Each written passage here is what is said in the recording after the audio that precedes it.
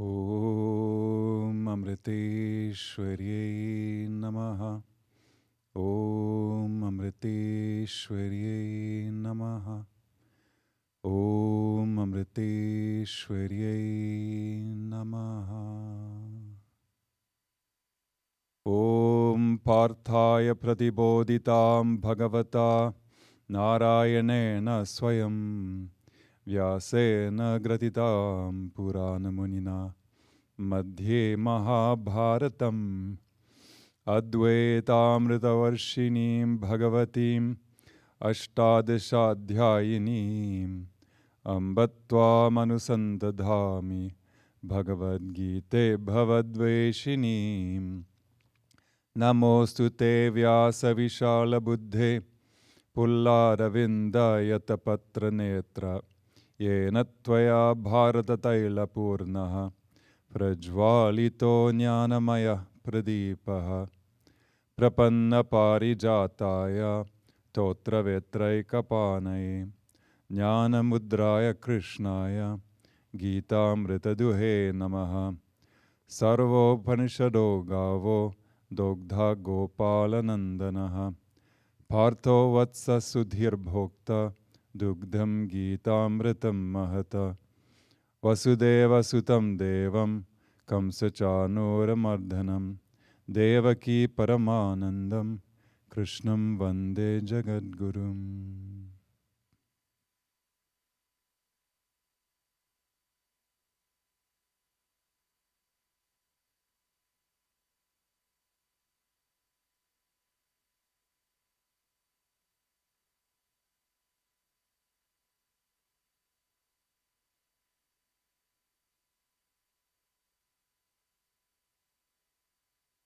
Om Amriteshwarye Namaha.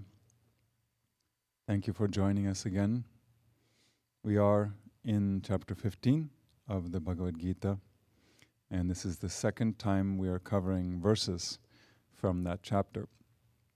We'll be resuming from verse 5.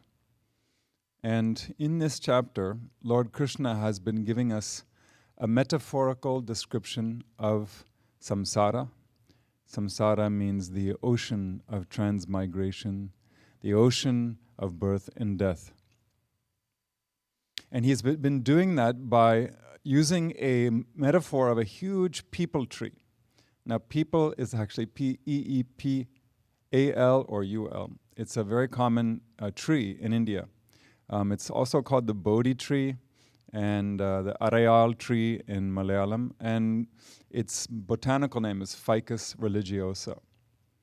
Just as Bodhi trees are huge, this samsara tree is huge. That is the idea. So the tree's roots are not physically visible. Just like that, the way that a normal tree, you cannot see the roots, you cannot see the roots of samsara because those roots are Brahman.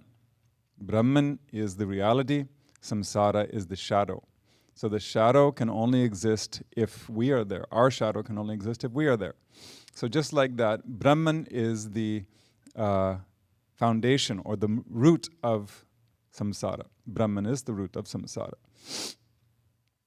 Unable to see Brahman, we may question whether it is there. Some people say, well, show it to me. How can I tell if it's there? But the same thing goes for a tree, really. You know, just because you don't see the roots of the tree doesn't mean that they don't exist. And Amma says, have you met your grandfather? People will say, yeah, I met my grandfather. And then she says, what about your great-grandfather? And you may say, no, I never met him. And she will say, how do you know that he lived? And they'll say, because I'm here. And she's like that, just like that, because there is this experiential world. It may be temporary, but we can experience it. That's the proof that there is some kind of existence. And that existence we call Brahman. But it is formless and it is beyond this world. So that's why we cannot see it. And this tree is considered to be beginningless and endless. And it is sustained even during what's called the pralayam. Pralayam means that time period after this universe is dissolved. Yes, it's going to be dissolved suddenly, sometime. and at that time, it'll be the same duration as this whole creation. And there will be a time when there's no creation at all. So even at that time, the seed of Maya is actually existing, but it is not manifest in a tangible way. And Krishna also said that the leaves of the samsara tree represent this section of the Vedas that shows people how to attain their worldly desires. You might find that surprising that, why are the Vedas teaching people how to fulfill their desires? Because most people have a lot of desires, and it's better to have them go to the Vedas for the methodology than to start thinking of adharmic or illegitimate ways of doing it. And just as the leaves protect and sustain a tree, Krishna said that the Karma Kanda section, that's the part that tells you how to do rituals and and fulfill your desires, that protects and sustains samsara, which is none other than human society. Samsara is human society, basically. And it's only for humans because we're the only ones that can do things knowingly wrong and incur bad karma. Animals don't have that problem. And we've heard Amma tell us not to pursue, we have heard Amma tell us not to pursue the glittery items of the world, like in the morning meditation. She has added that recently. But the Karma Kanda of the Vedas only tells us how to get them. It doesn't commentate on our desires. But the Jnana Kanda, the part of the Vedas that takes us to liberation or leads us to liberation, that does commentate on our desires. It says it's a losing battle. You shouldn't do it. You're just going to go farther and farther away from liberation. So they're very clear about that. And Amma kind of chooses which version of the Veda she's going to give people based on their capacity, based on their subtle body, basically, what they brought with them this time. And she knows their heart. So she'll say, no, it's okay, don't worry about it. And to other people, she'll say, you have to do this. She'll be very strict with them. So if we're ready for a strict discipline, she might give it to us. Otherwise, she'll let us do whatever we want for some time.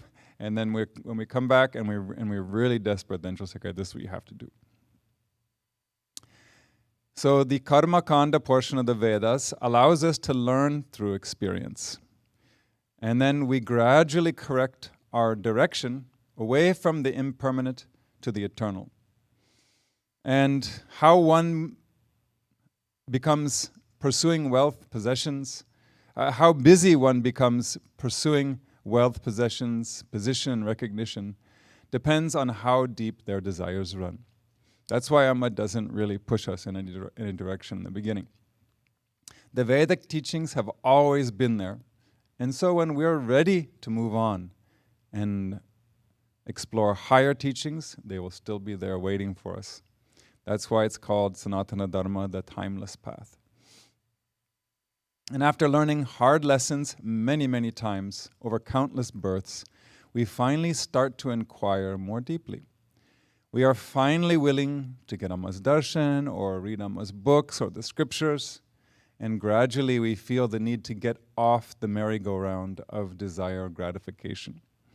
I think all of you will understand what I'm talking about because you're watching this, maybe out of curiosity, but some more out of an intense yearning to be free. And since this metaphor of the samsara tree, the tree of endless birth and death, that metaphor is so important, I want to clarify one point. In some scriptures, it says that Brahman, the Supreme Being, is the root.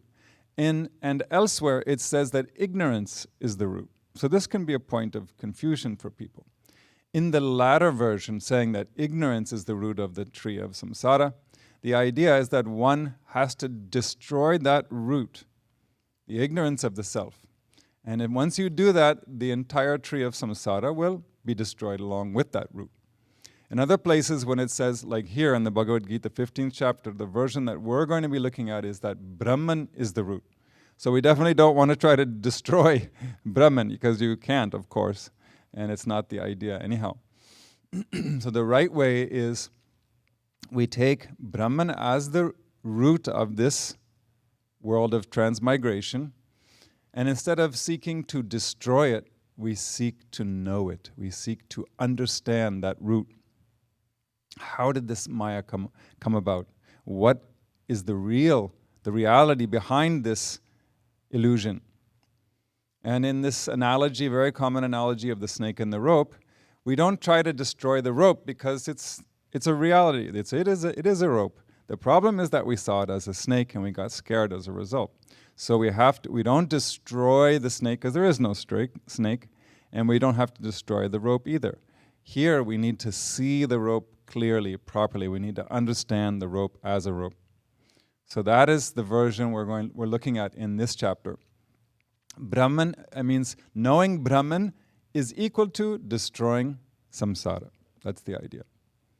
So now we will resume from verse 5, which is the last verse about solutions for samsara. When I broke down the components of this chapter, I said that this was going to be up to verse 5 was going to be so the second half of the third verse through this verse, next verse, is going to be solutions for samsara. So this is the end of that. And it, in this one is done in Trishtub meter, the kind of complicated version.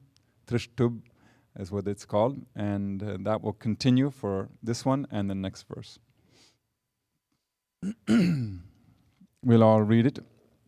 You can repeat after me.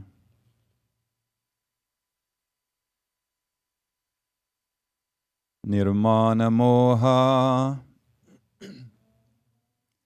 Chita sanga dosha Adhyatma nitya Vinivritta kamaha Dvandver Vimukta Sukha dukkha Samnyer Gacchantya modha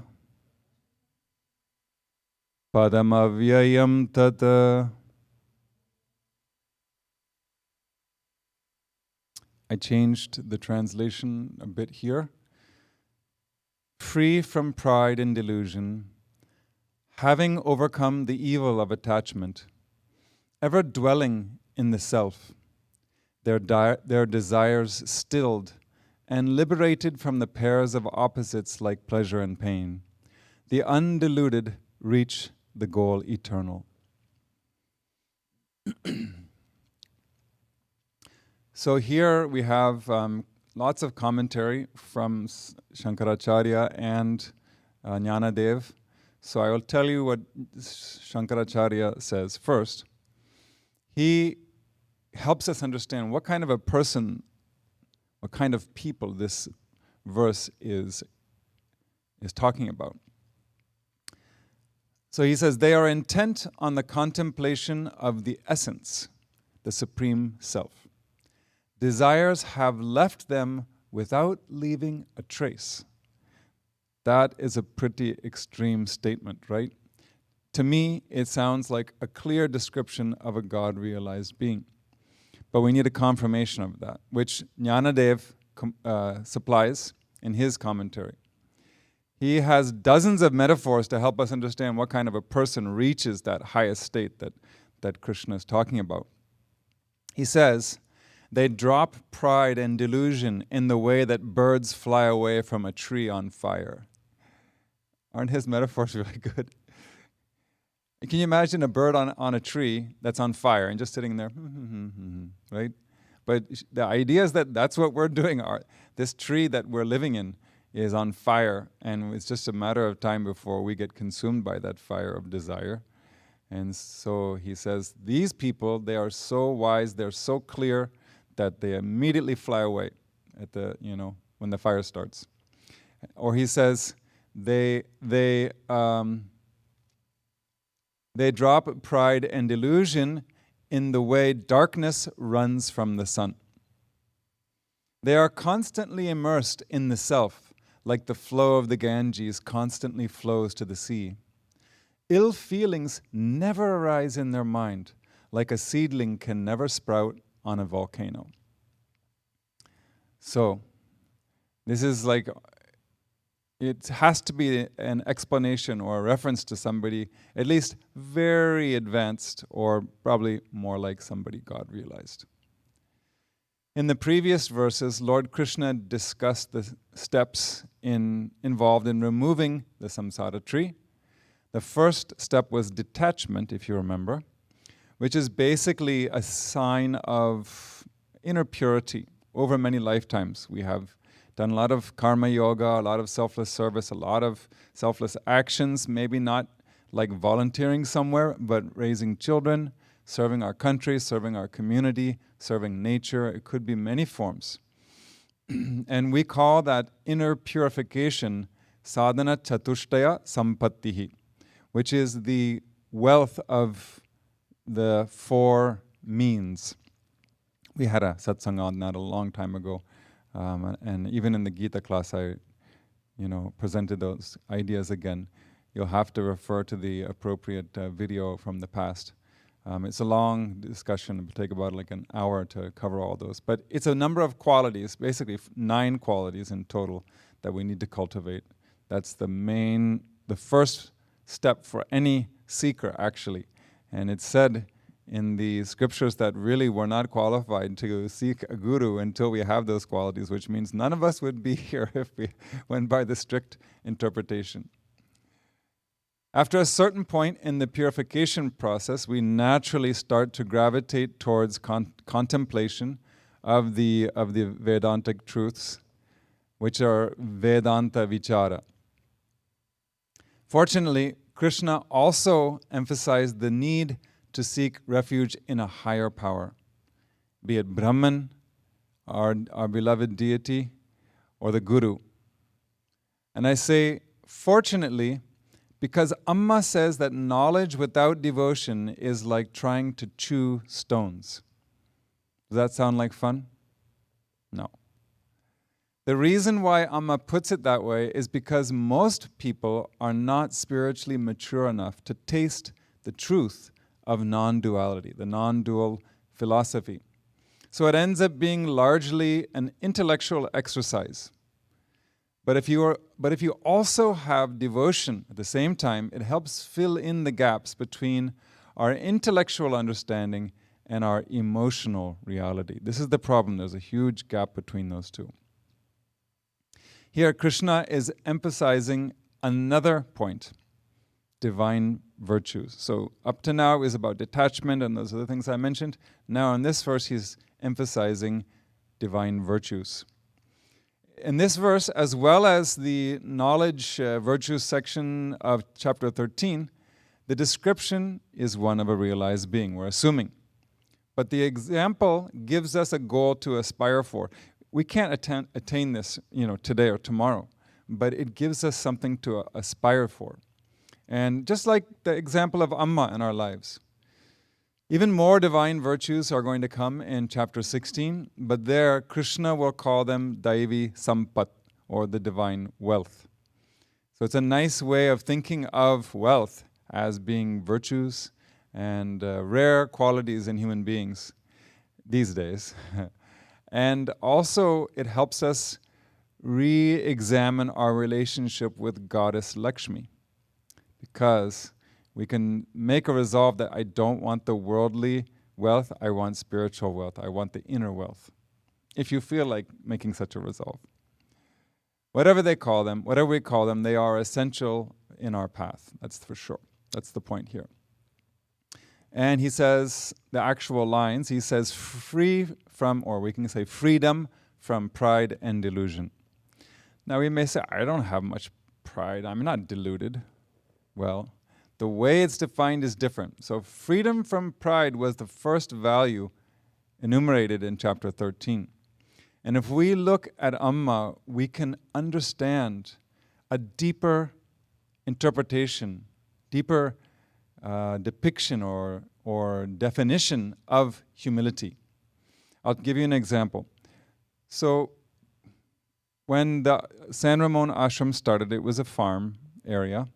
And in keeping with the flavor of the property, the hall that was constructed from as darshan was kind of built like a barn. And if you've been there, you know what I'm talking about. And so even the first year, I mean, it was barny, you could say. It was kind of like a barn because it didn't have all the other things that it has now. It wasn't so developed. It was just a shell. Even then, when Amma walked into that hall, she would touch the floor or touch the ground outside of it and go like this out of reverence to the space.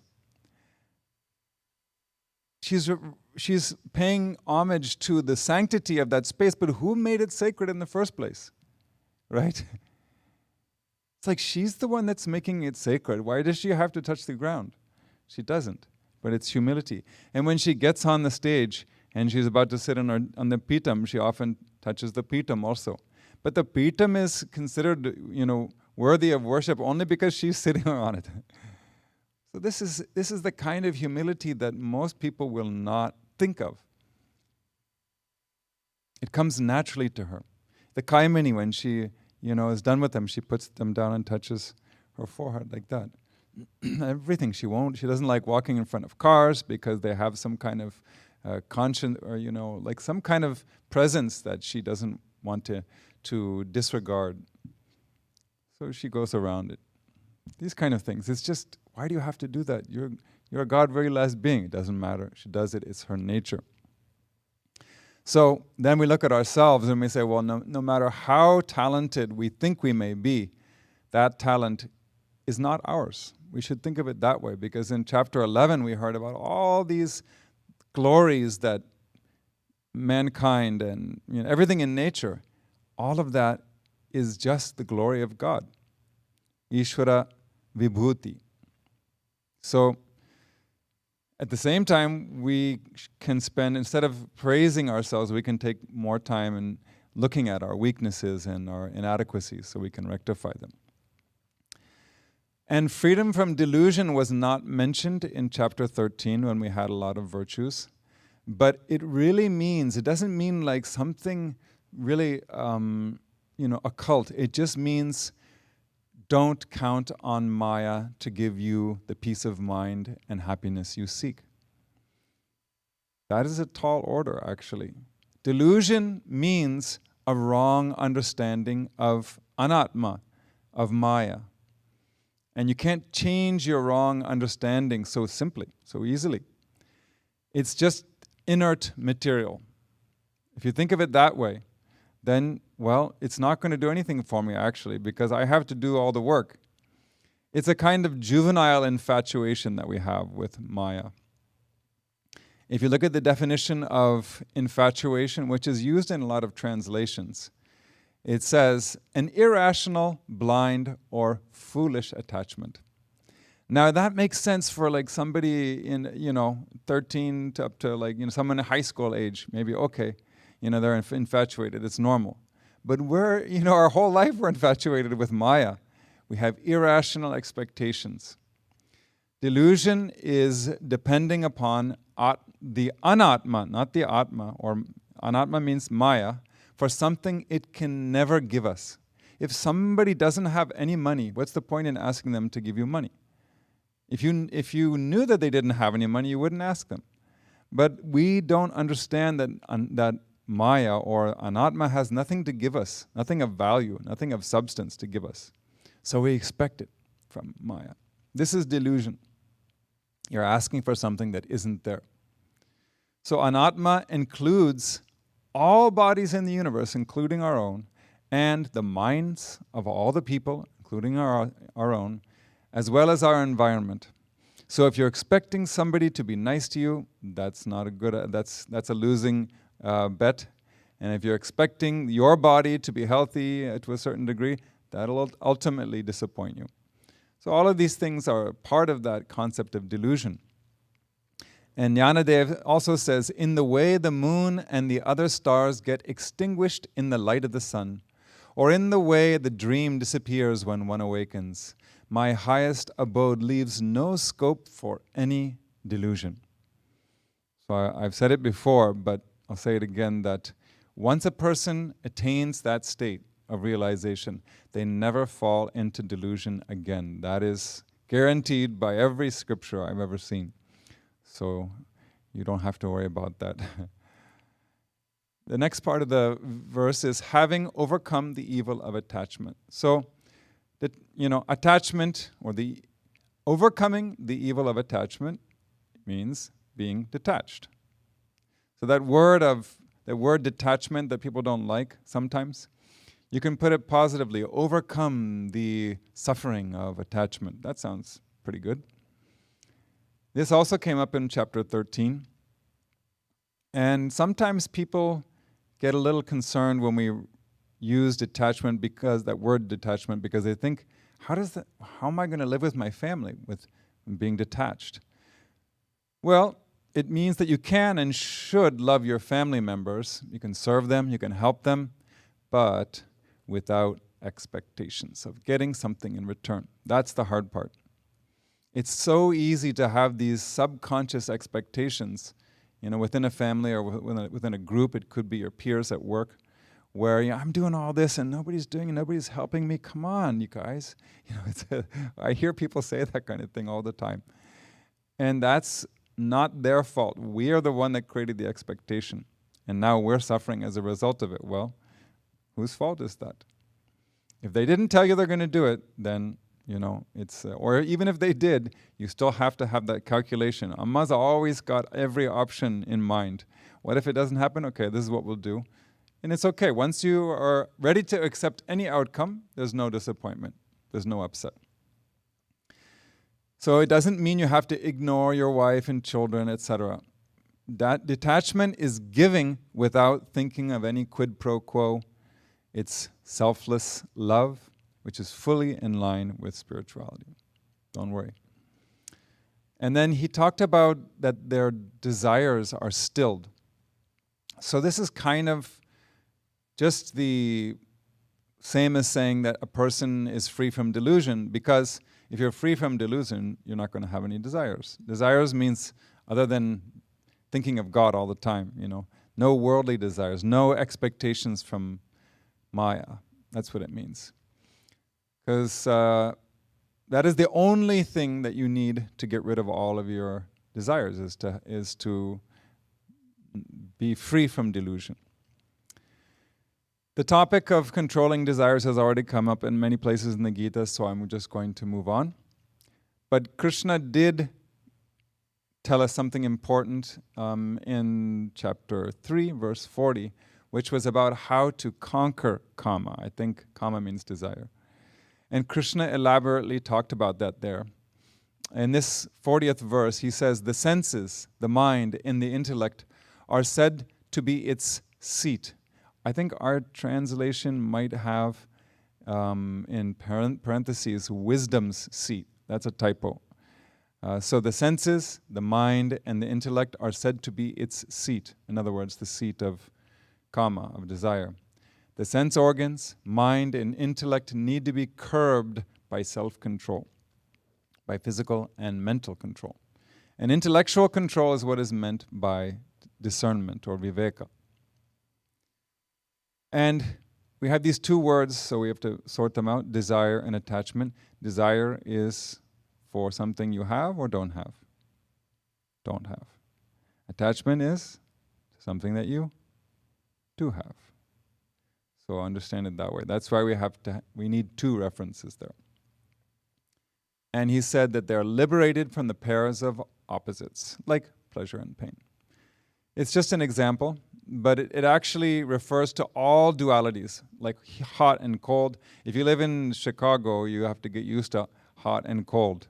So now it's kind of hot, so we can appreciate the cold of winter, and when winter comes, we can appreciate the heat of summer.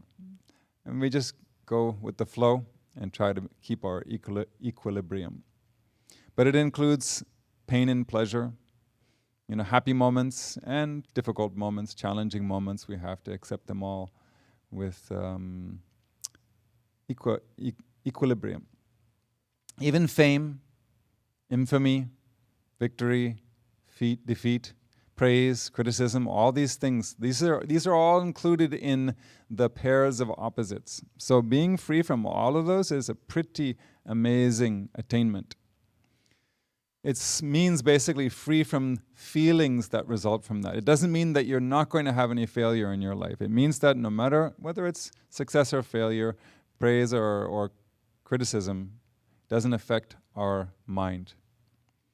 In chapter 14, verse 25, Krishna said, "The same in honor and dishonor, impartial to friend and foe, relinquishing the sense of doership in all undertakings. Such a person is said to have gone beyond the gunas," which means they have attained liberation. And he says, liberated from the pairs of opposites, that part, it actually just means that we have the capacity to accept them with equanimity. We value our peace of mind more than we value whether somebody praises us or criticizes us. If praise is more important than your peace of mind, then everybody who criticizes you is going to ruin your peace of mind. And you're going to avoid those people. You're going to surround yourself with people who praise you, but you might not have peace of mind because you're always afraid of criticism, afraid of someone insulting you. So that's why Amma really likes her story about the unreasonable king. You may remember the story. She says there was a king who went out for a walk. He would go out for a walk every day. And one day, he was walking barefoot and he stubbed his toe on a rock. And he was so upset that there was a rock in the kingdom that would hurt his toe. So he called his minister who was with him and he said, "This is terrible. How can you leave the roads in such poor condition? By tomorrow morning when I take my walk, I want the whole kingdom covered in carpeting. Or otherwise it's your head." So the minister couldn't sleep that night. He was so afraid. The next morning came along, he came up with an idea. And when the king was about to leave the castle for his walk, the minister said, "Your Highness, can you please allow me to put these shoes on your feet?" And he said, "What do you mean?" And he says, "I have put carpeting in both of your sandals. Now if you're wearing these, you'll be walking on carpet the whole kingdom." So that way he saved his own neck. And the moral of the story is that we should always wear the shoes of equanimity. Then we'll be unaffected by the pairs of opposites. And he says they are ever dwelling in the self. This is an important point because it's not enough to just have a disciplined lifestyle. Because if we're not dwelling in thoughts of the self, then that discipline can easily get disrupted by some happening in our life, by some action or words of other people. So a disciplined life based on values and virtues is certainly noble, but being a good person does not solve the problem of self-ignorance.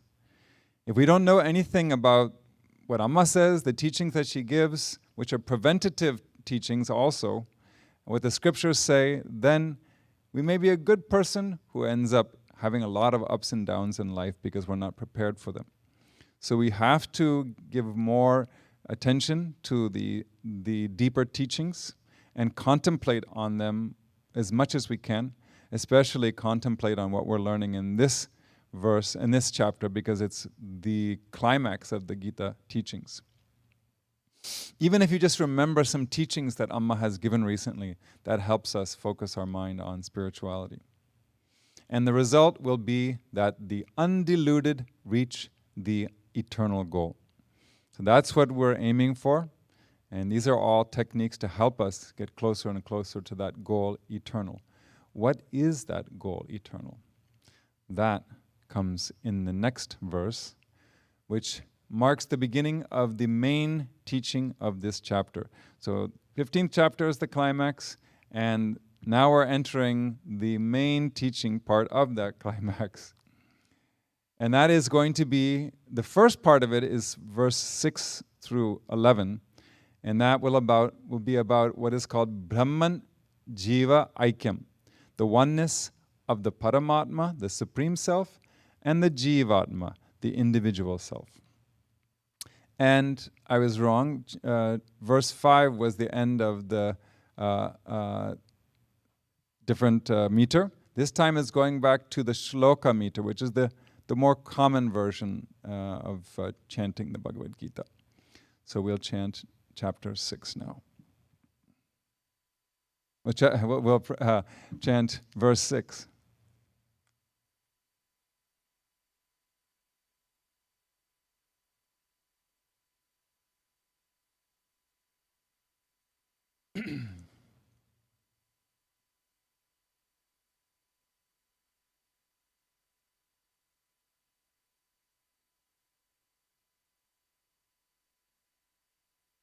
न तद्भासयते सूर्यो न शशांको न पावकः यद्गत्वा न निवर्तन्ते तद्धाम परमं मम.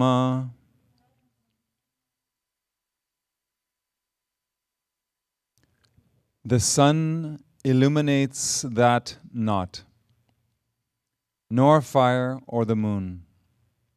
That is my supreme abode, going where they never return. The sun illuminates that not, nor fire or the moon. That is my supreme abode, going where they never return. So this verse provides the definition of the goal eternal. In perfect Advaitic style, non-dual philosophy style, Krishna gives his explanation by negating the ability of all other light sources to illuminate. Shankaracharya is a little more direct. He says that abode is a mass of splendor. And when we put these two together, the answer becomes that the goal eternal is the self-effulgent Brahman. That mass of brilliance cannot be illumined by anything else. Why not? Why can't you illuminate Brahman? Seems, the moon, the whole universe cannot illuminate? No, because it is not a physical manifestation. There's nothing to illuminate with these worldly lights. It is the light of pure consciousness, which illumines everything else through awareness. Consciousness can illumine the physical universe, but nothing in the universe can illumine consciousness, because it is not an object to be illuminated. It is the seer, it is the knower, it is the illuminator itself. This is the Upanishadic truth given in all of the Upanishads. And remember, the Upanishads are much older than the Gita, so the Gita didn't take it from, the Upanishads didn't steal the idea from the Gita. Krishna is just paying homage to the tradition and using actually a very common metaphor of the sun and the moon, etc. The sun is the most luminous body in our system, right? And even though that sun is 94 million miles from us, we cannot look directly at it. It's that brilliant. But still, such a brilliant star cannot illumine the Brahman. That shows how subtle Brahman is, how it is beyond everything. It cannot illuminate consciousness. The sun cannot. In fact, when we look at the sun, perhaps through a mirror or as a reflection, or if we have sunglasses and look at the sun, what helps us to know that sun, which is the brightest thing in this solar system, is our consciousness, our awareness. If you're asleep and you look at the sun, you're not going to be aware of anything. Consciousness has to be there. Consciousness is there even when you're sleeping, but that consciousness may be engaged in a dream or something like that. Your eyes, your sensory organs are not activated at that time. And according to science, the sun's illumination comes from electromagnetic radiation, wavelengths in the range of about 400 to 700 nanometers, otherwise known as light, right? But that is still a physical phenomenon, no matter how subtle all these things are. And we can't even see them, right? And you have to have a special laboratory to look and measure these things and the photons and all that, the wavelength. So even though it is that subtle, it still cannot illuminate consciousness. Science says that consciousness is sentience or awareness of internal and external existence. I don't know about you, but that sounds like a tautology to me. It's just a circular definition. It's kind of useless repetition of a concept. So, like Amma has said, that science has yet to understand these non-physical realities. The science of the human world has to progress further to understand all these teachings of spirituality. And he says even the fire and the moon don't. Well, of course, the sun can't illuminate the Chaitanyam or the consciousness. Forget about fire and the moon. The Upanishads add to this two more examples that are not mentioned here in the Gita, which is stars and lightning. And those verses from the Upanishads are the ones that are chanted at the end of the Pada Puja mantras when Amma enters the hall. Nakarmana na prajaya, you heard us chanting that, right?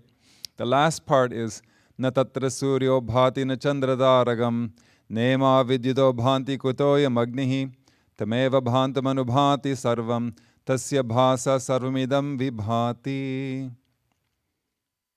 It means the same thing. And this comes in at least 3 Upanishads, Mundaka, Katha, and Svetashvatara Upanishads. It means the sun does not shine there, neither the moon nor the stars.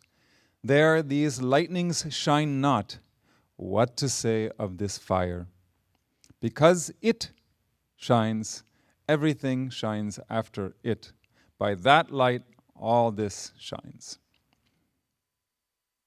Because of our linguistic difficulty, I have to point up, so you understand it's a supreme it and supreme that.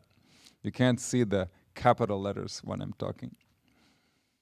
Lightning contains so much power that just one flash can power a small town of 56 houses for a full day. Still cannot illuminate Brahman, that's for sure. Consciousness illumines even that lightning. That's the idea. And the conclusion is that no instrument of knowledge can reveal consciousness as an object of knowledge, because it is what is called aprameyam. Aprameyam comes in the Lalita Sahasranamam, verse 413. Om aprameyaye namaha. You may remember that. It means that which is beyond measure. It also means that it's not an object of knowledge. That's why you cannot measure it. Knowledge in this sense means even just measuring something, weighing it, measuring its size or its mass or whatever it may be. So it is consciousness that illumines all the instruments of knowledge in the first place. So just think of it this way. You're in a pitch dark room and you cannot see your body. But do you forget that you are? You retain the feeling, I am, even in a completely dark room. You don't need the sun, you don't need the moon, you don't need the fire or lightning to point out the awareness of your being. I am. It is self-evident and it's self-sufficient. That awareness is what is called prajnanam. It is the eternal factor in all of us. And Krishna says, this is my supreme abode, going where they never return. So that word going can be problematic in non-dual philosophy. So he gives, it's kind of nice imagery for us who, are used to going places and coming back from places, but it has the potential to confuse us also. So he adds in from which they never return. So if you can think of a place that you can go to but you can't come back from, that's a very difficult concept. It means that you dissolve. When you go there, quote unquote go there, the individual who was you dissolves in that, and there's no one to go anywhere after that.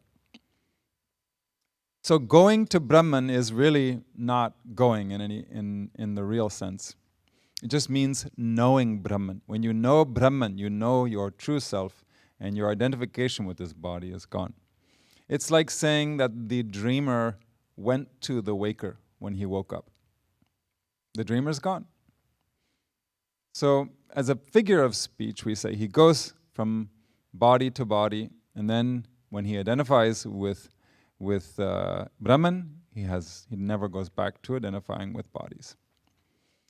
Jnanadev has some nice commentary here. He says, those who attain it never return from there, like streams never return once they merge into the sea, or like the salt statue never returns once it is immersed in the sea, or like the flames of the fire that never return once they ascend in the sky, or like the water that never comes back once it is poured on the red-hot iron. In all of these examples, the original thing is merging into another thing. And in our case, the thing that is merging is this illusion of an individuality, the false notion that we're separate from God. We're not really going into an other thing. We're losing a delusion. That's all it is. So once you're free from the delusion, you never have to go back to it. In these ways, they become one with me, he says, on the strength of pure knowledge, and completely destroy the path back to samsara. It's like one of those scenes where the hero is crossing some huge chasm, and he gets across and he cuts that bridge across. That's what we're doing. We're taking that last leap across, and then we cut that bridge and say sayonara. Ripples that sparkle on the water, surface of the water, appear distinct, but they are all the same water. The jewelry appears distinct from gold, but the jeweler knows that they are all the same gold. In that way, if viewed with the vision of knowledge, those who attain my supreme abode are not distinct from me. The reason why Jnanadev adds this is because in between, he poses a rhetorical question to himself. Well, let's say I go to the supreme abode, and then am I going to be one with you, or am I going to be separate from you? We're going to hang out in your supreme abode, or am I going to merge into you? And he's saying, no, you're not going to just hang out with me there. You're going to merge in me. So when Amma says you're coming to her abode, you don't think it's like you guys are going to be, rowing a boat together on a lake somewhere in the heaven like that. You're going to merge into her and never to return. That's a good thing, because you don't want to return to the delusion. And we shouldn't interpret that supreme abode as a place. It's not a place at all. If it's a place, then we can go there and then be miserable, or we have to come back, or it's because it's a finite place, etc. So it's not like this concept of like Vaikunta or Brahmaloka or all these things that are mentioned in various scriptures. And perhaps to avoid such confusion, Shankaracharya translates it that my supreme abode, he translates it to mean that supreme Brahman is my very nature. So our supreme abode is also Brahman. So we could say the same thing, it's just not a reality for us, that's all. About 45 years ago, at a time when I was probably daydreaming about what kind of presents I was going to get on my 8th birthday, Amma was lying in front of the old temple, looking at the sun in supreme bliss. She got up in a semi-conscious mood and walked into the shrine, a little shrine that used to exist there, with faltering steps like somebody intoxicated. In the temple, she started singing out loudly, calling, Amma, Amma, like she does sometimes. After a few minutes, she abruptly stopped singing and placed her head on the stool that was used during Devi Bhava. There's a seat there. And she put her head on that seat and started chanting, Om, Om, completely lost to this world. Eventually, she began rolling on the ground this way and that way. This is the Amma we never saw. 1 hour passed like that, when she suddenly got up, placed the idol of Lord Krishna that was sitting in there, put it on top of her head, and began dancing blissfully. After a few minutes, she stopped dancing, replaced the idol where it was, and came out of the temple in the same blissful mood. After a little while, she started playing with the children, playing games in front of the temple. She became a mischievous little child sporting with her playmates. These were the kind of bhavas, the moods that would change with Amma, minute by minute. And her mood only changed to quote-unquote normal when some devotees came to see her. We ruin her moods, don't we? She was blissful and, some devotees had to show up. No, it's just that's what she's here for. It's just a joke. They had a lot of spiritual questions for Amma, so she suddenly became, okay, now I'm going to answer your spiritual questions. She had to hide that bliss, I guess, to properly, face those questions. And one of the questions was, Amma, are the Jivatma and the Paramatma two? Is the individual soul and are the individual soul and the Supreme Soul two? What do you think Amma said? If she says yes, then that means, well, then what's the point of spirituality? If she says no, and again, what's the point of spirituality? Beautiful response from Amma. She said, in day-to-day activities, they are two. When samsara is relinquished, there is only one. There's a dam in the middle of a lake. The lake is two when the dam is there. If the dam is not there, then it is one. The dam is ignorance or maya. If that is removed, it becomes non-dual knowledge. Duality is only seemingly real. In truth, everything is strung together on one strand, the Sutratman, which means the thread of the self. The perception of duality happens when we are established in the pride of body consciousness. I think it was really helpful when I was my early days of the ashram life, when there were no mirrors anywhere.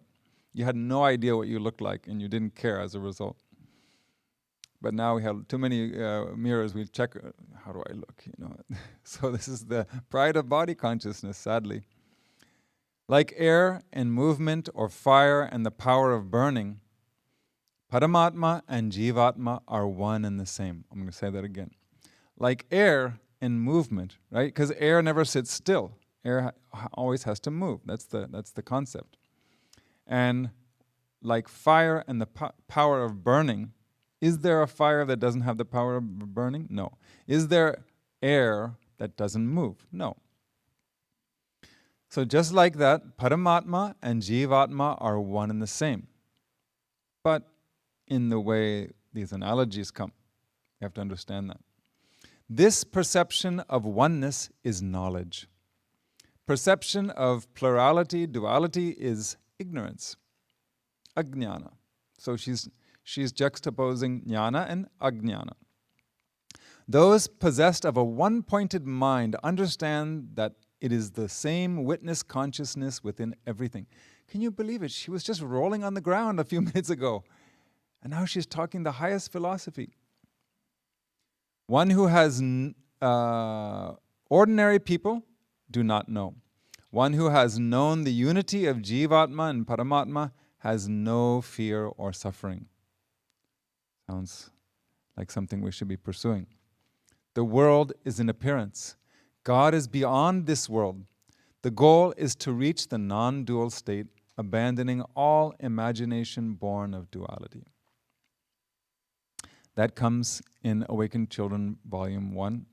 I wholeheartedly encourage you to read all these books. You may wonder, this is some secret text that's hidden away, in the vault. No. It's probably on your bookshelf, so go read it again. Now we'll move on to verse 7.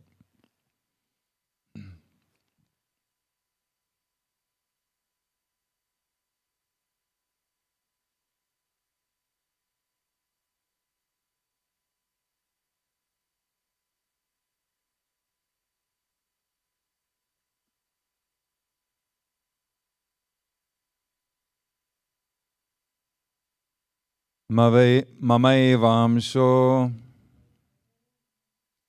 Jivaloke Jivabhuta Sanatanaha Manah Shashta. How about this? Manashashtani Indriyani Prakristani Karshati. A portion of myself, the eternal. See, this is the problem. It's not external. There's a big typo. It says external, right? Yeah, it's supposed to be eternal. Because Sanatana comes in the verse, obviously it's eternal. So, a portion of myself, the eternal Jivatma, having become a living soul in the world, draws to itself the five senses and mind, kama, which rest in Prakriti, or nature, or which means Maya. One modern commentator had this to say: a drop of rain water is alien to the sea before falling into it, but the Jivatma is never an entity separate or independent of the Paramatman. As a wave is ever part of the sea, the individual soul is eternally part and parcel of the Supreme Soul. It's nice that we're not just a raindrop falling into the ocean, being a foreign element. Ultimately, that's where all the water comes from, but just thinking of the analogy, we're not an alien thing to the Supreme Soul. We are eternally, quote-unquote, part of it. We're going to address that word part later. Shankaracharya says, the jiva is well known. How so? As the eternal agent and experiencer. We know the jiva very well because it is that feeling of I am all day long. Even in our dreams, we feel that I am. I'm flying, or I'm going somewhere I've never been, I'm in space, or something like that. As the sun reflected in water is a part of the sun and exists separately only when the medium of reflection, water, is there. Or as the pot space, there's this analogy of pot space. You have, they have those pots that are kind of shaped, like this. They're made out of pottery or clay or something like that. And you fill it with water, or you just leave it empty. In this case, the first case, it was water, and the reflection of the water was from the sun. And now he's just saying an empty pot. And as the pot space determined by the pot is actually a part of the total space and ceases to exist separately when the pot breaks. So we can call it pot space so long as the pot is there. But when the pot is gone, it merges with the total space, which it always was. There is no pot space, really. It's the total space, and you just happen to have put a pot there. In that way, the jiva also becomes one with me once they attain me. So when the identification of the body is relinquished, that is when we attain Amma, we could say, and we become one with her. Shankaracharya also clarifies that the portion, that part about it being a portion, is only imagined due to the limitations imposed by ignorance. So we have this ignorance, we don't understand that we are that Paramatman in essence. So to make it easier for us to understand, Krishna is calling it a part. It's kind of easier for us to think of ourselves as part of God, rather than being God itself. or being the Supreme Being itself. Jnanadev has a more thorough and detailed explanation here. He says, the jiva forgets itself, taking itself to be prakriti, means the inert matter of this maya. Then it acts as an attendant to her. So we think that we're, made up of all these elements that, in science they call them elements, and in spirituality we call them the gunas, sattva, tamas, and rajas. So either way, we're made up of something that is inert. And then we start serving that inert principle as though it were our master.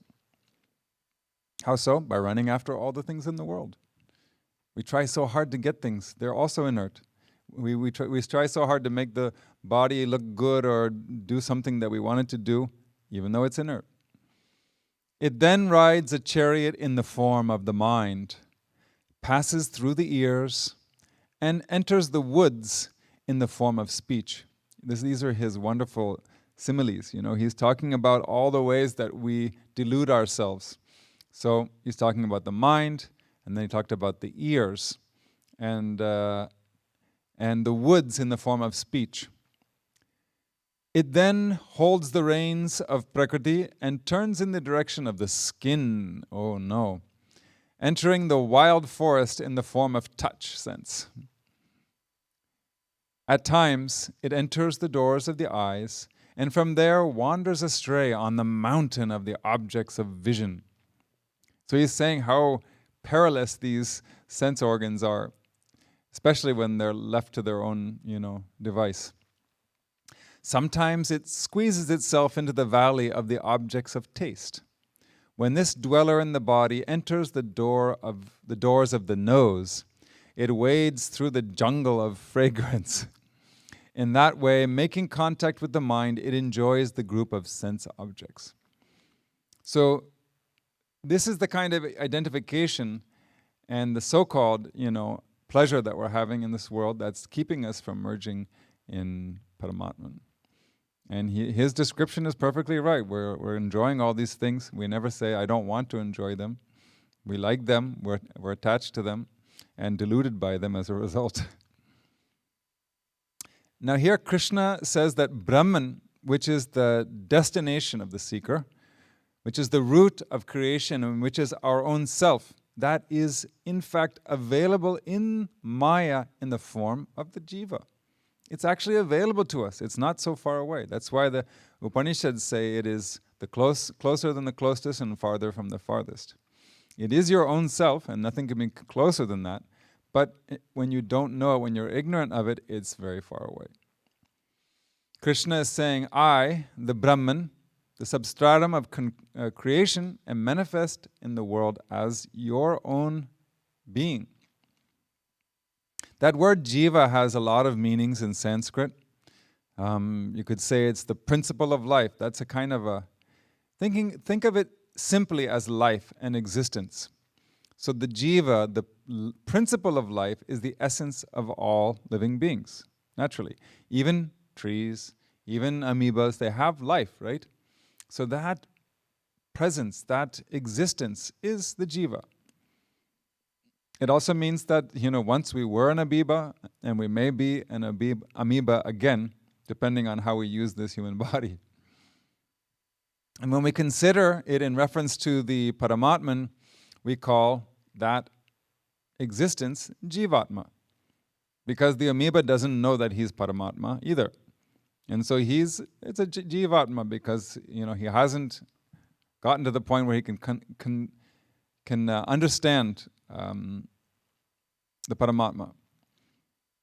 So from the standpoint of the totality, it's Paramatma. From the individual level, it's Jivatma.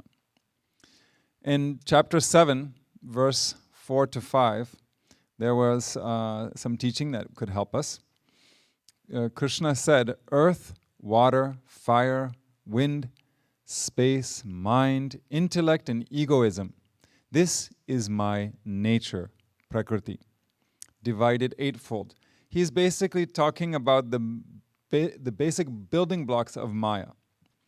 So this is my nature, But he says it's my lower nature. You can see it, you can touch it, it's tangible. But anything that is tangible is my lower nature. He calls it the apara prakriti, which means lower nature. But different from that, know my higher prakriti, para prakriti, the life element by which this universe is upheld. Just imagine having this whole world and there's no life. It would be like Mars, or it would be like some other distant planet where there's no life, just a rock. That's possible also, but the fact that this is different means there is life. There is a jiva here. And verse 3 of chapter 13 is also helpful. Know me as the kshatrajna in all kshatras. Now you have to rewind your brain to chapter 13. Kshatrajna, kshatra means field. Kshatrajna means the knower of the field. The field is this entire universe. And the knower of the entire universe is, don't say the brain, don't say the mind, it is consciousness. Right? Because even the mind is considered to be inert. It needs awareness, consciousness to even think about things. So Krishna is saying that I am that consciousness in all bodies. That's the point. So there's only one consciousness and everybody is tied into that, no matter what kind of living being it is. So for a realized being, they see it as their very own self. And they don't, because they don't identify with the body. But for non-realized beings like us, we experience it as the jiva, as the life element, the sentience in our life. In chapters 13 and 14, we use that word chitabhasa many times. And it means, chit means consciousness, right? Awareness. And abhasa means reflection. So it's the reflection of consciousness in us. But where in us? Can't find it. I had a lot of MRIs and CAT scans done and I can't find it either. It is in the subtle body. That's why it doesn't show up in any medical examination. Every living being is an expression of Brahman as through that chittapasa, because Brahman's nature is chit, consciousness, right? So we may not have realized that, but the fact that we have that reflection of consciousness in our subtle body, that means this is a manifestation of Brahman. We were never far away from Brahman. We have to dive into that awareness more, that's all. In the following verses, though, Krishna is going to tell us that everyone is experiencing Brahman all the time. We just don't know it. No one is denied the experience of Brahman because Brahman is available as the feeling I. Every time we say I am, I feel, I'm doing this, I'm going somewhere, I'm coming from somewhere, that experience of consciousness belongs to Brahman. And this perspective is the essence of verses 7 through 11. It's just that Krishna doesn't use that word Brahman here. He uses I am this, that is me, like that. He's referring to himself, and he's a symbol of Brahman. And so is Amma. For us. We never met the Krishna of that time, but we have Amma, so we can identify with her much more. So he says, a portion of myself, the eternal Jivatma. Again, it's just, the portion is just a figure of speech. And eternal means that it has no beginning, and the Jivas don't perish during that pralaya time, so they exist in the seed form, like I said, in Maya. So in that sense, as Maya is eternal, because it's just a cycle, never-ending cycle, the Jivas are also a cycle until they attain realization. Then they merge into Brahman. But if you are, so long as you are a Jiva, you're an unrealized being, that is an eternal process, relatively. And he says, I have become a living soul in the world. This is the proof, that he's saying that the existence principle manifests in each and every living being. It's nothing other than jiva that dwells in the body, experiencing everything in our life. And it cannot be the physical body, obviously, because it's inert. And then he says something that's a new idea.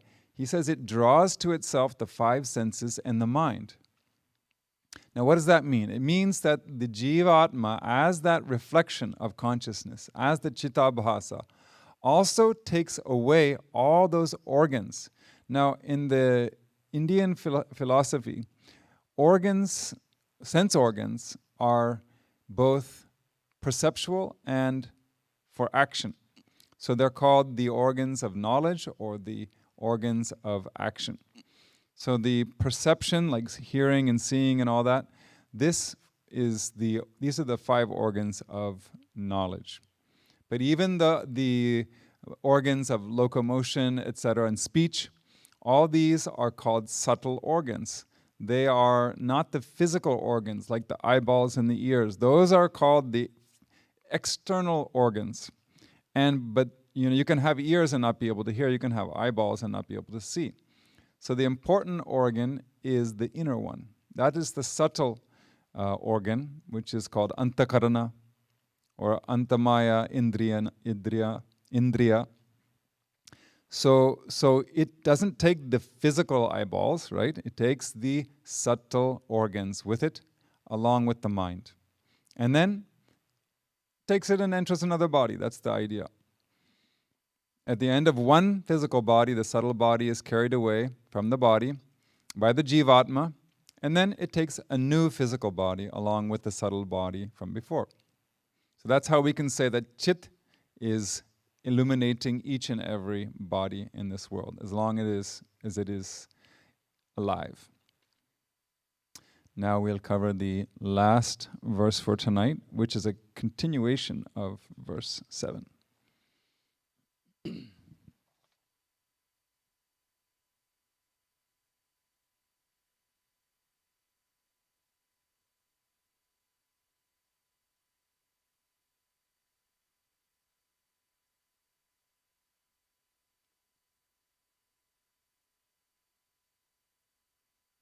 Shariram yadavapnoti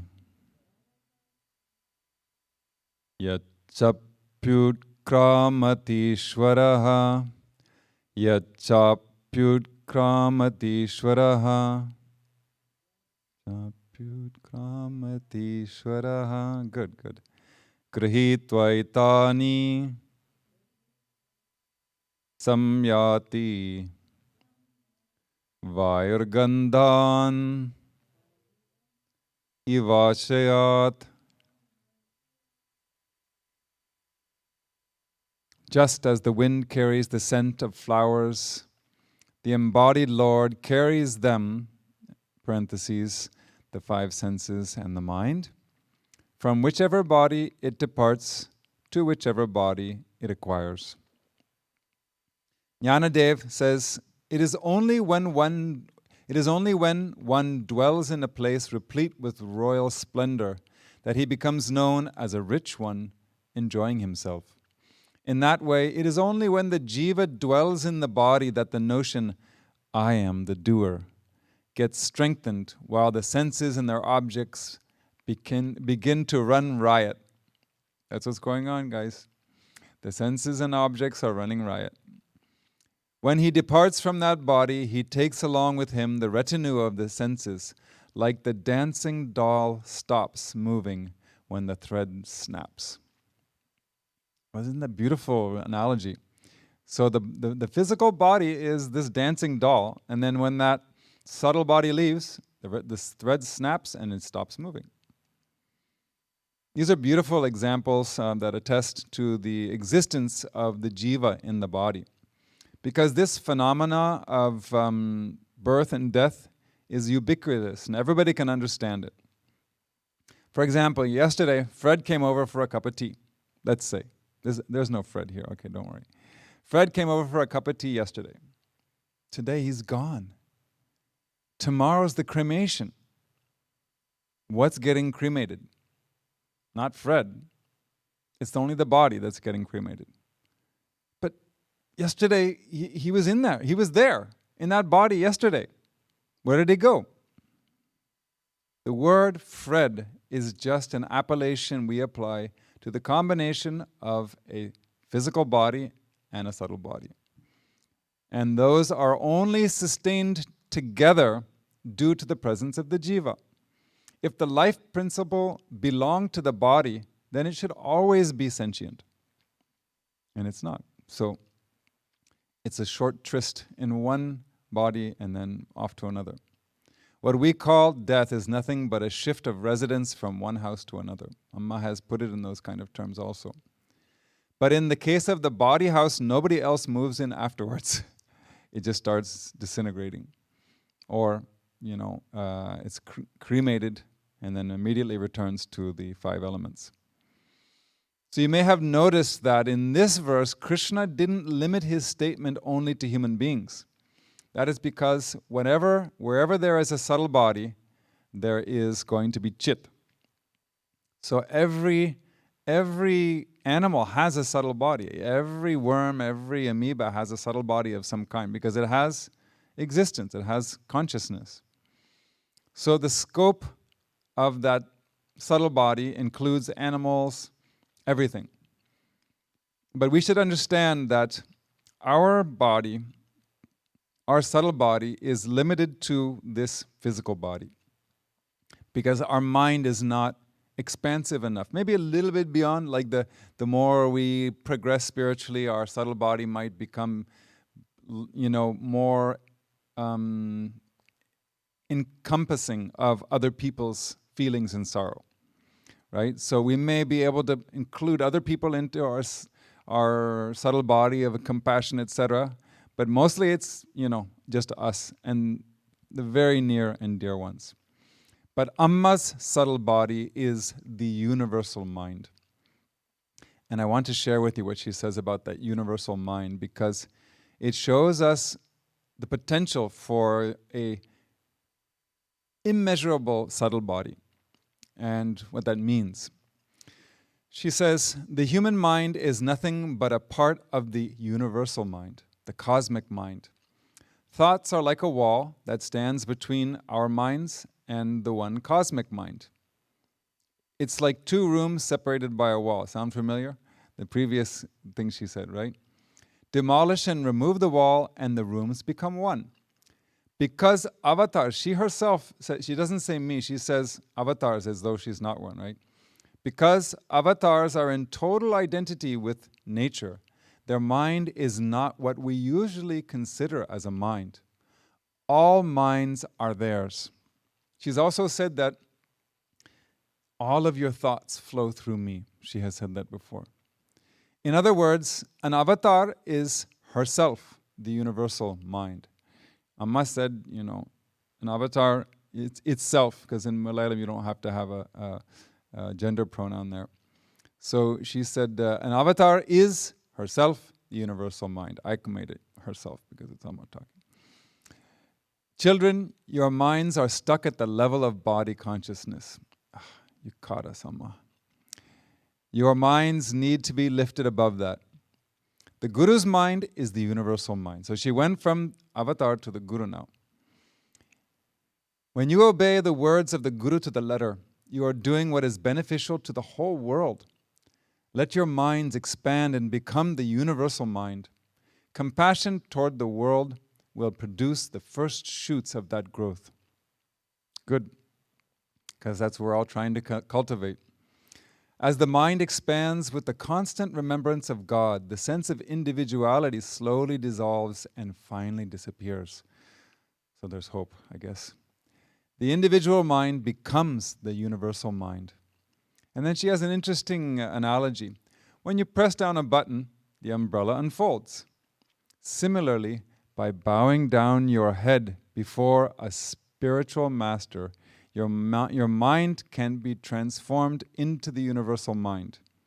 Such obedience and humility are not a sign of weakness. She's saying, you make yourself like that umbrella where they The guru pushes the button and you just do it.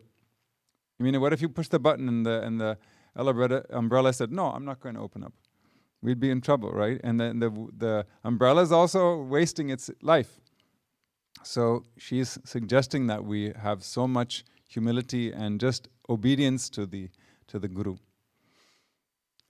The point is that universal mind is chit. It is pure consciousness, and it's everywhere. That's why it can be a universal mind. But we can only perceive it in living things. That's the problem.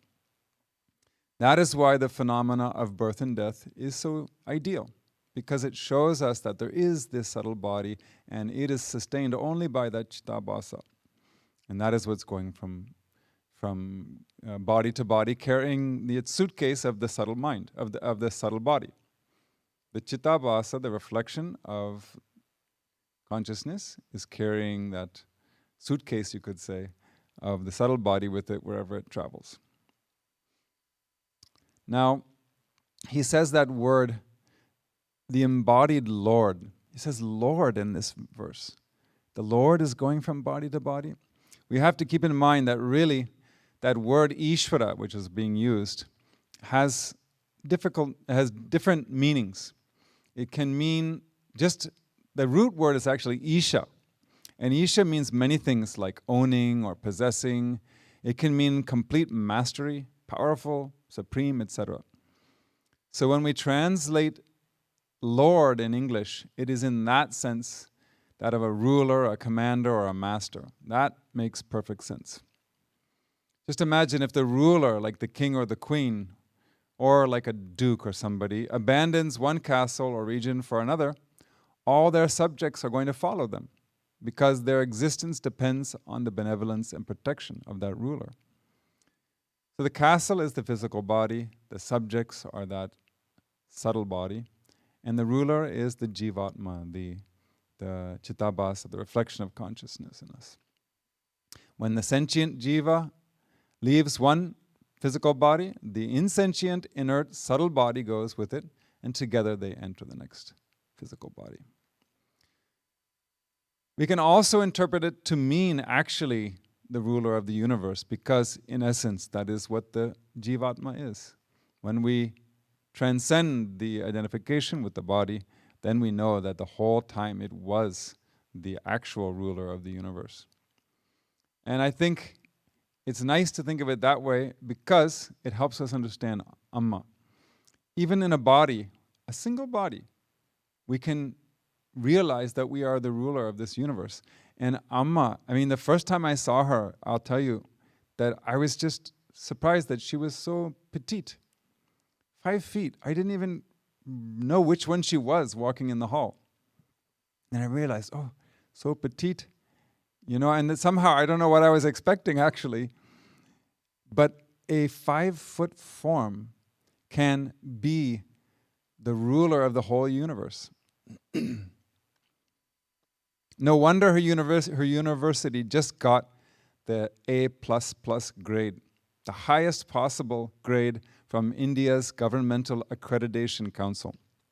It's really only because Amma has been guiding everybody. The faculty of the university have been wanting to attain this. Just yesterday they got it. And you know, they're all brilliant scientists and researchers, but they need guidance. And Amma, who hasn't even finished 4th grade, was the one guiding them all the way.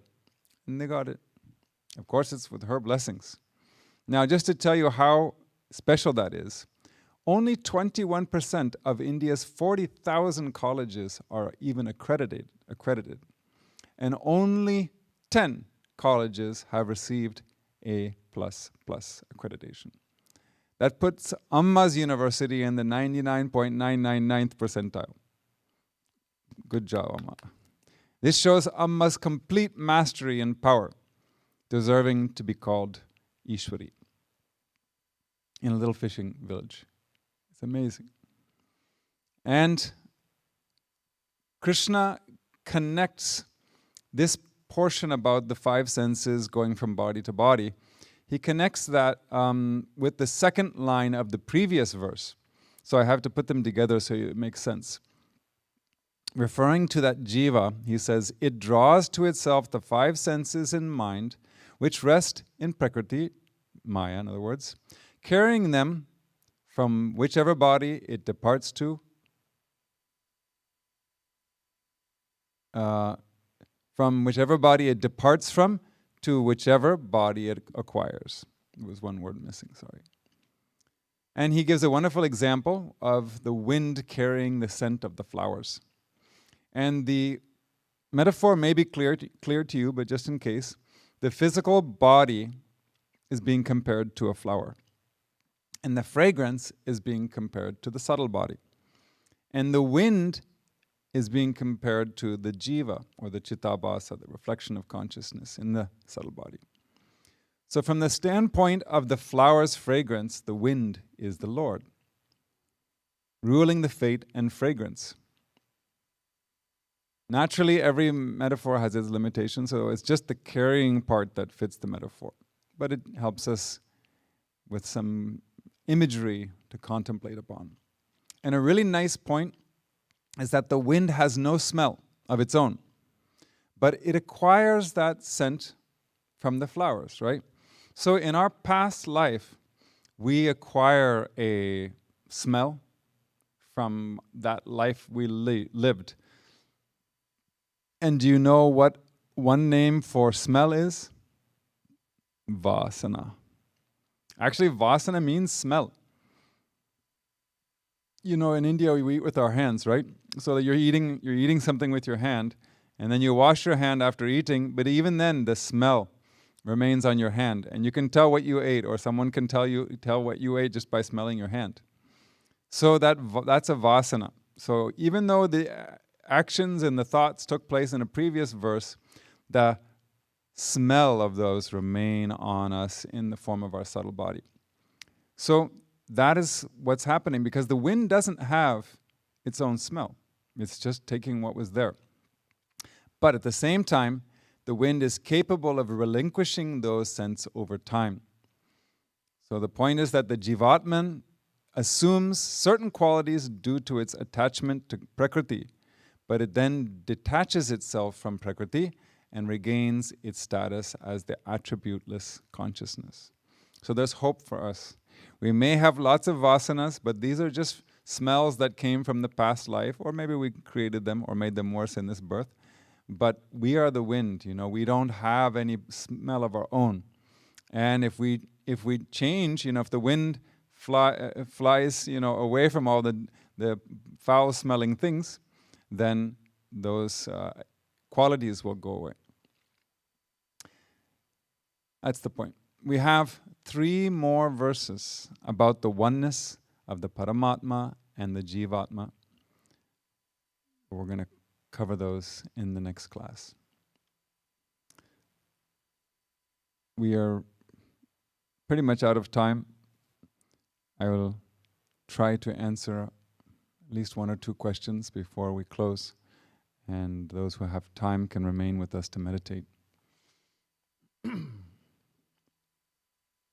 This person has put a question related to what Amma said during her Guru Purnima message that shows how far behind I am in answering the questions.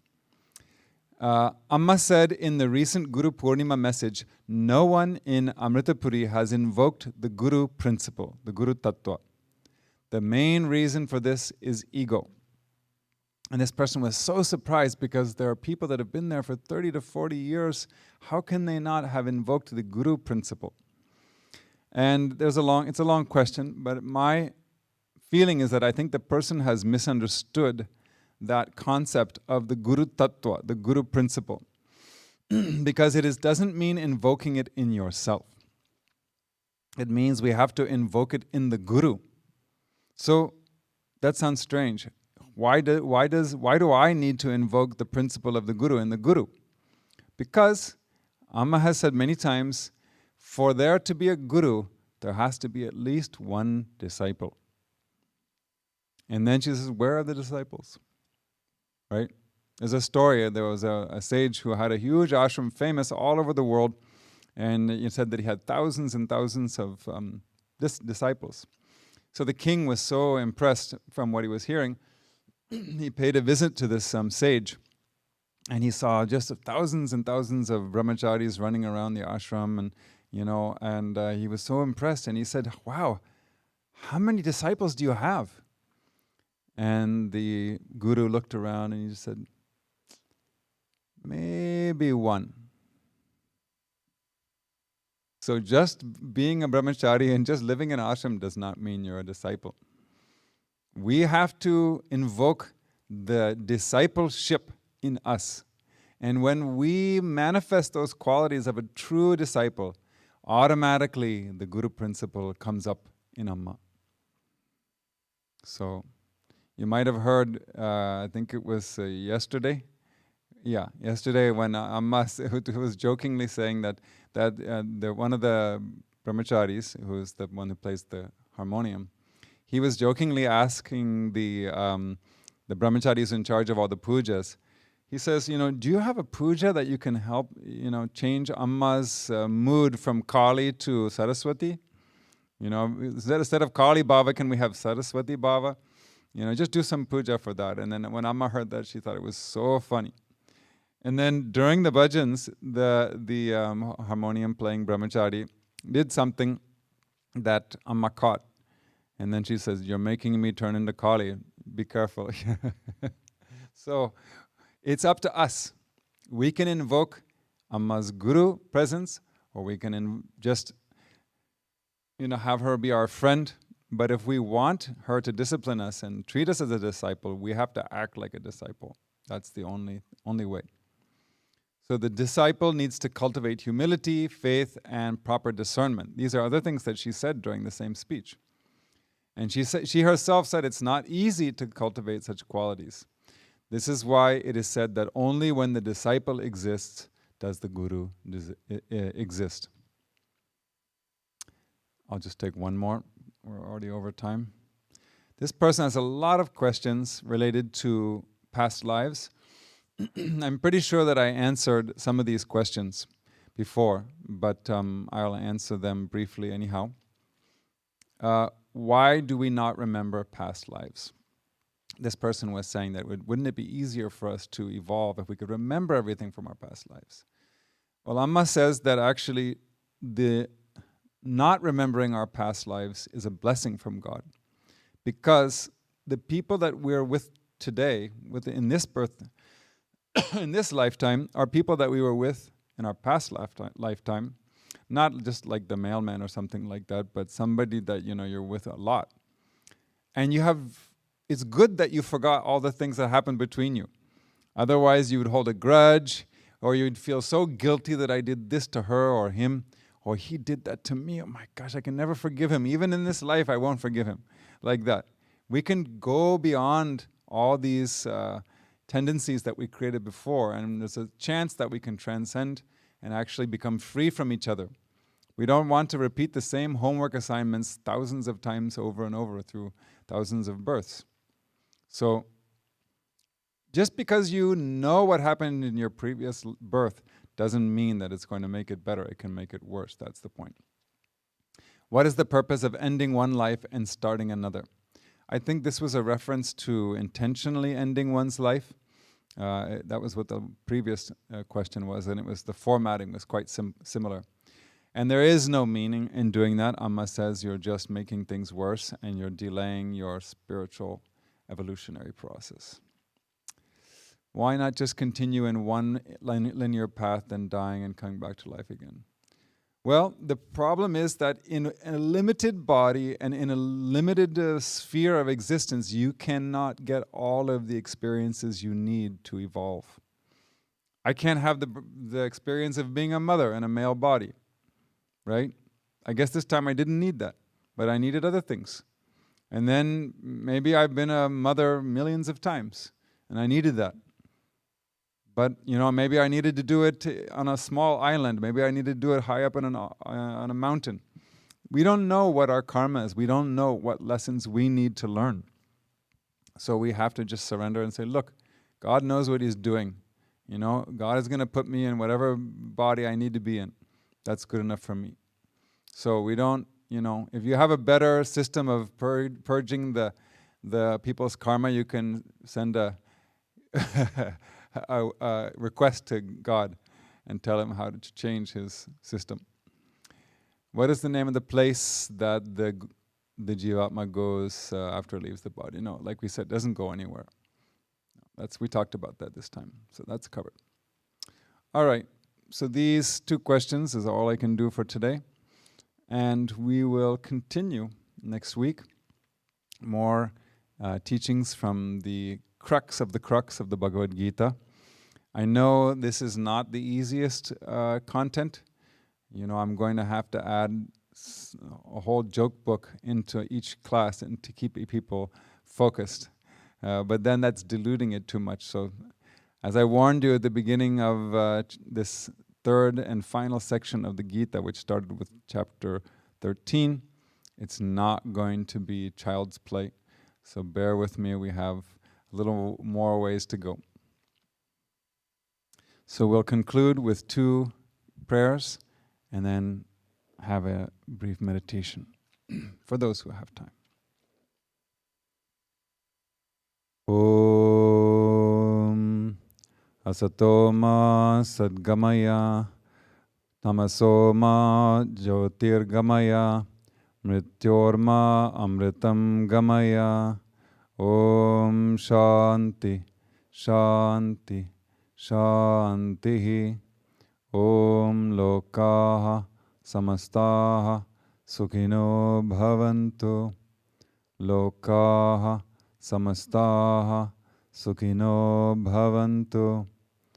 Lokaha Samastaha Sukhino Bhavantu.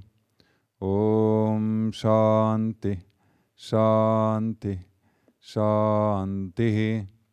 Om Shri Gurubhyo Namaha. Harihi Om.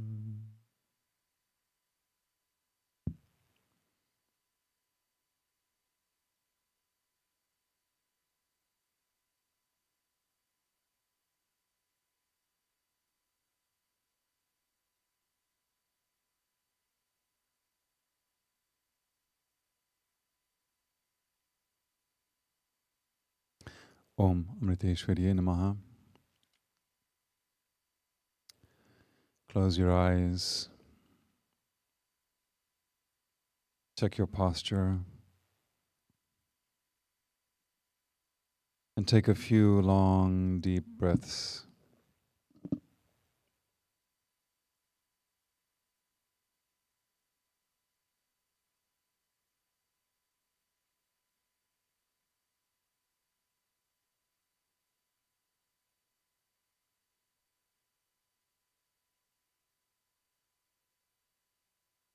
With each long, deep breath, feel the body and mind relaxing further and further.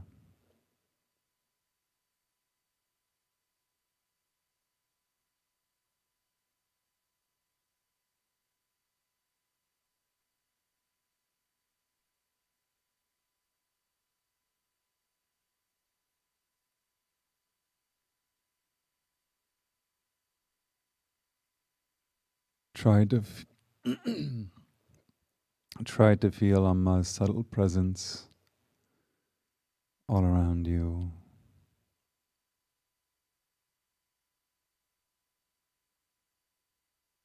Try to feel the light of her love shining within you as well.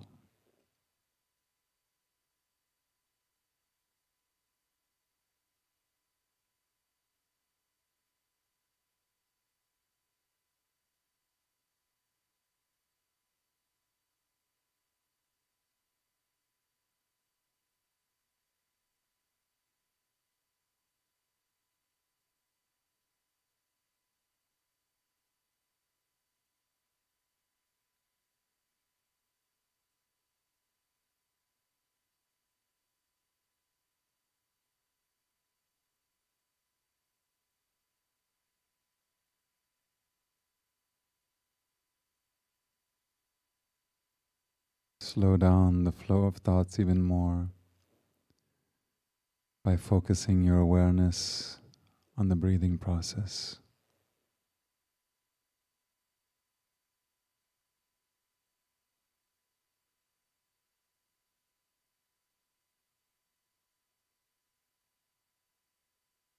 Simply witness the rhythmic and peaceful flow of the breath as it goes in and out.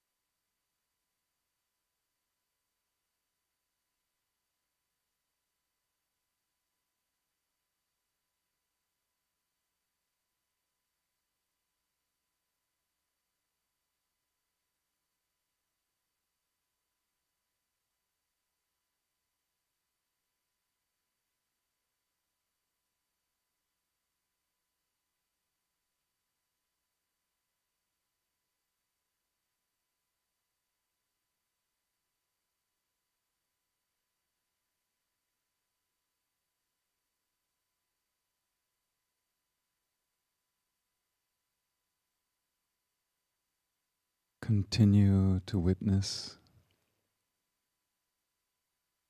but as we have done before,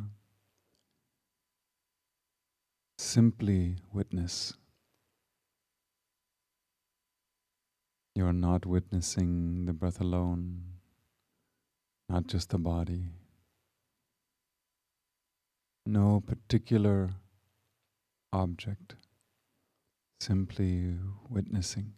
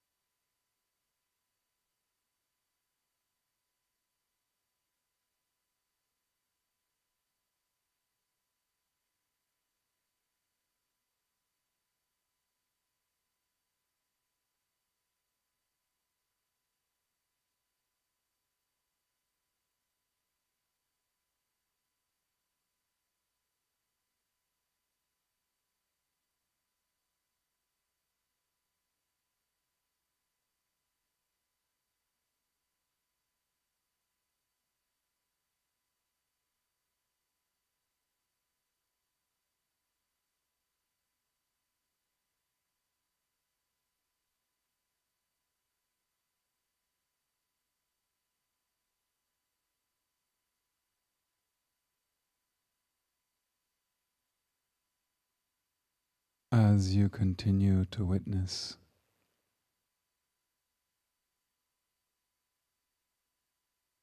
understand that the witness itself is the Chittabhasa. It is the consciousness. It is the Jivatma reflected in the subtle body. Try to stay with that witness for as long as you can. Remain as that witness.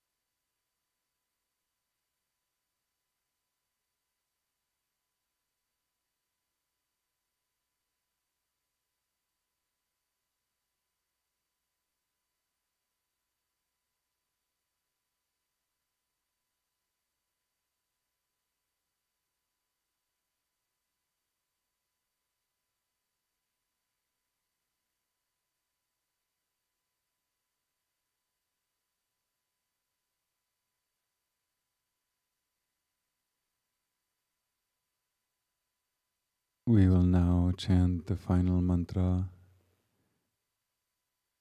and during and after, try to remain in that witness consciousness for as long as you can. Take a deep breath. Om Purnamada Purnamidam Purnaad Purnamudachyate Purnasya Purnamadhaya Purnameva Vashishyate. Om Shanti Shanti Shanti. Om Shri Gurubhyo Namaha. Harihi Om.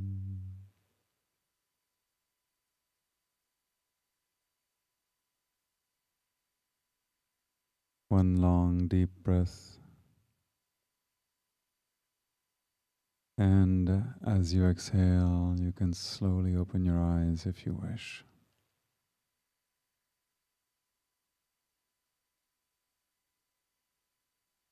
Om Namah Shivaya, everybody. Thank you for joining us. This Saturday, the bhajans will be from here, Chicago. And I do intend to have another Gita class a week from today.